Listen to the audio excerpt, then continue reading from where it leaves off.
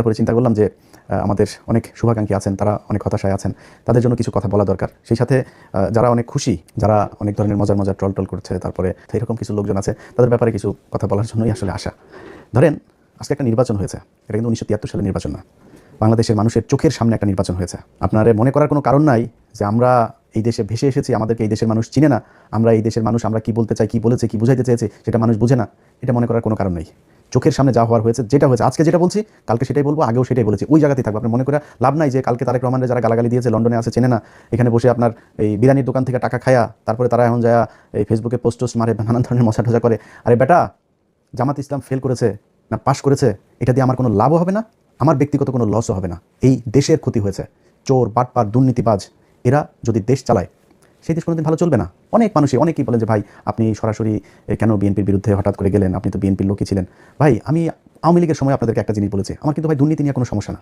এই যে বিএনপিতে দেখেন না, আপনারা লিখে দিলাম যারা অনেক মজা টজা করছেন, অনেক খুব ভাবসাব নিচ্ছেন, এমপি হয়েছেন, এবার এমপি হওয়ার উদ্দেশ্যটা কী রে তোর? তুই চুরি করার জন্য, জাস্ট চুরি করার জন্য এমপি হয়েছিস, উপর শ্রেণীর এই চোর।